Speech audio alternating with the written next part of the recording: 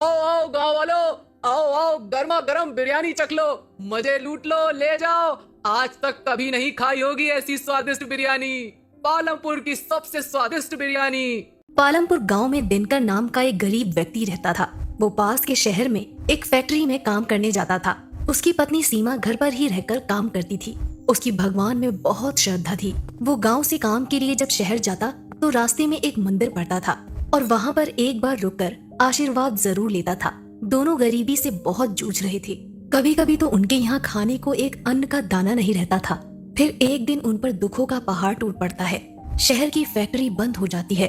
अब दिनकर के पास करने को कुछ नहीं था। सीमा, अब हमारा क्या होगा? मुझे तो लगता है ये भूख ही एक दिन हमारे प्राण ले लेगी। चिंता क्यों करते हो जी?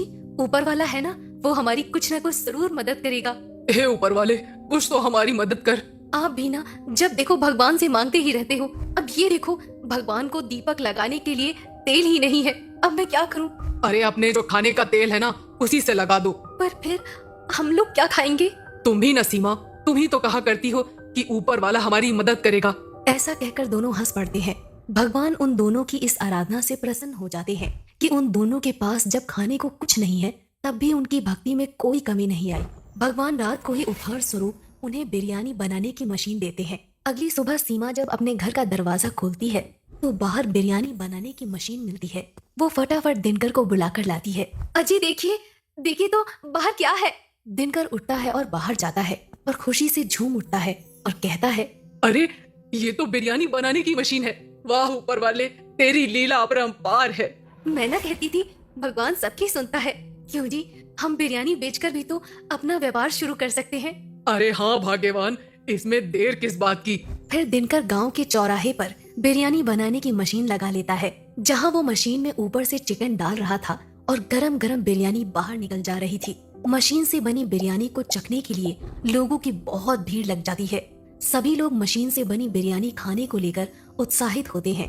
दिनकर दुकान पर बिरयानी बेचते समय, आओ आओ गांव वालों, आओ आओ गर्मा गर्म बिरयानी चख लो, मजे लूट लो, ले जाओ। आज तक कभी नहीं खाई होगी ऐसी स्वादिष्ट बिरयानी, पालमपुर की सबसे स्वादिष्ट बिरयानी। वो ऐसा कहता जाता और चिकन मशीन के अंदर डालता जाता। दिनकर की दुकान पर भीड़ बढ़ने लगती है। धीरे धीरे दिनकर के पास पैसा भी बढ़ने लगता है। वो नया घर बना लेता है। दिनकर अब दुकान पर काम नहीं करता। उसने दुकान पर काम करने के लिए नौकर लगा लिए थे। दिनकर की बिरयानी दूर दूर तक जाने लगी। फिर उसने बिरयानी के दाम भी बढ़ा दिए थे। एक दिन जब दिनकर चिकन डालकर गरम गरम बिरयानी निकाल रहा था तभी एक गरीब आता है और उससे बिरयानी मांगता है। पर वो बिरयानी के दाम सुनकर चौंक जाता है। अरे बाप रे, इतनी महंगी। दिनकर कहता है, दिनकर की बिरयानी किसी गरीब के लिए नहीं है। खाना है तो खाओ वरना चलते बनो। ना जाने कहां कहां से चले आते हैं। बिरयानी खाने की औकात नहीं है और चले आते हैं मुंह उठा के। ऐसा मत कहो दिनकर, तुम भी तो एक गरीब थे। गरीब था मूर्ख, अब नहीं हूँ। वो दिन बीत गए हैं। अब चलता बन यहाँ से, जबान मत लड़ा। आज तुम एक गरीब का मजाक बना रहे हो, पर याद रखना दिनकर, ये तुम्हें बहुत भारी पड़ेगा। तुम्हें मेरी बद्दुआ है कि तुम जहाँ थे वहीं दोबारा पहुंच जाओगे। तुमने आज एक गरीब का दिल दुखाया है। अरे ओ चल चल निकल यहाँ से। दिनकर ने अब पूजा पाठ करना भी बंद कर दिया था। क्यों जी, आजकल आपने पूजा पाठ क्यों बंद कर दिया? सीमा, तुम तो जानती हो मैं कितना व्यस्त रहता हूँ। आजकल इन सब चीजों के लिए समय ही कहाँ है। भगवान मेरे से वैसे ही बहुत खुश है। तुम देख तो रही हो ना, लक्ष्मी माता की कृपा कितनी है हम लोगों पर। आज हमारे पास क्या नहीं है? घर है, जमीन है, दुकान है, काम करने के लिए नौकर भी है। भला भगवान की कृपा नहीं है तो ये सब क्या है? तुम बिल्कुल फिक्र मत करो सीमा, भगवान मुझसे बहुत खुश है। ऐसा नहीं है जी, व्यस्त तो हम सभी रहते हैं, पर हमें भगवान को कभी नहीं भूलना चाहिए, क्योंकि ये सब तो उन्हीं का दिया है ना। सीमा, अब तुम मेरा दिमाग मत खाओ। मुझे मत सिखाओ कि मुझे क्या करना चाहिए। तुम खाना लगाओ, मुझे खाना दो। कल वैसे भी बहुत काम है। ठीक है जी, जैसा आपको उचित लगे। मैं तो बस कहने से रही। ऐसा कहकर वो दिनकर के लिए खाना लगा देती है। ऐसे ही कई दिन बीतते गए। दुकान पर एक बार जब बिरयानी बनाने की मशीन चल रही थी तब नौकर ने जल्दी जल्दी में परोसते समय एक प्लेट बिरयानी जमीन पर गिरा दी। दिनकर को ये देखकर बहुत गुस्सा आया। उसने कहा, मूर्ख, तेरे को अक्ल नहीं है क्या? हाथ पैर टूट गए क्या तेरे? काम नहीं करना आता तो आता क्यों है यहाँ पे? ऐसा कहकर उसने नौकर को एक लात मारी। बेचारा नौकर आगे जाकर गिर जाता है। चला जा यहाँ से, दूर हो जा मेरी नजरों से। तुम जैसे दो कौड़ी के लोगों की मुझे जरा भी जरूरत नहीं है। बेचारा नौकर गरीब मजबूर था। वो वहाँ से उठकर चला जाता है। दिनकर गुस्से में लाल होकर घर जाता है और सीमा उससे पूछती है, अजी क्या हो गया है आपको? आप बहुत गुस्से में दिखाई दे रहे हैं। कुछ नहीं हुआ, ये गरीब लोग, इन्होंने तो मेरा जीना ही हराम कर दिया है। कभी कोई बद्दुआ देकर जा रहा है तो कभी कोई काम ही नहीं आ रहा है। मैं तो परेशान हो गया हूँ इन गरीब लोगों से। कैसी बातें कर रहे हैं आप? ऐसा नहीं बोलते हैं। मत बोलिए कि हम कहाँ से उठकर आए हैं। आप भी इन्हीं लोगों की तरह मजदूरी करने जाते थे। अब तुम मत शुरू हो जाओ सीमा। कहाँ से उठकर आए हैं, कहाँ से उठकर आए हैं, हर कोई मुझे यही बात याद दिलाता रहता है। मुझे भी पता है कि मैं कहाँ से उठकर आया हूँ, नहीं भूला हूँ मैं। पर क्या अभी ऐसी ही जिंदगी जीता रहूं? अमीर हूँ, अमीर की तरह रहूंगा। ऐसा कहकर दिनकर सोने चला जाता है। अगली सुबह दिनकर दुकान पर जाता है और मशीन चालू करता है और ऊपर से चिकन डालना शुरू करता है। पर ये क्या, वो देखता है कि बिरयानी बनकर निकलती ही नहीं है। बाहर ग्राहक भीड़ लगाकर खड़े रहते हैं। बिरयानी लाओ भाई। अरे दिनकर भाई, बिरयानी लाओ। अरे भाइयों सब्र रखो, पता नहीं आज ये बिरयानी की मशीन क्यों नहीं चल रही है।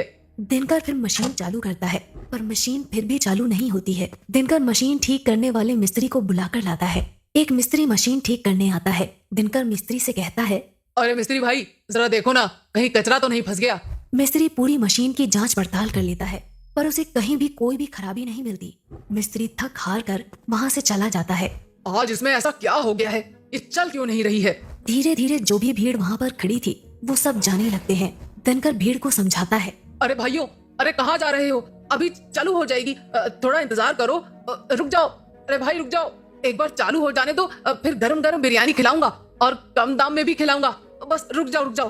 पर दिनकर की कोई भी नहीं सुनता। सारी भीड़ दिनकर को भला बुरा कहकर वहाँ से चली जाती है। दिनकर उस मशीन को कई बार चालू करता है पर मशीन चालू नहीं होती। इतने में उसके सामने एक दिव्य शक्ति प्रकट होती है और वो दिव्य शक्ति दिनकर से कहती है, क्या हुआ दिनकर, मशीन चल नहीं रही, ये सोचकर परेशान हो रहे हो? जी भगवान, अब ये मशीन कभी नहीं चलेगी दिनकर। नहीं प्रभु, ऐसा मत बोलिए, मुझसे ऐसा क्या पाप हो गया? तुम्हारे पाप का घड़ा भर गया है दिनकर। तुम भूल गए कि तुम कहाँ से हो और कहाँ से आए हो। तुमने गरीबी का मजाक बनाया है, गरीब लोगों को बिरयानी नहीं खिलाई। अपने यहाँ काम करने वाले नौकरों को तुमने लातों से मारा है।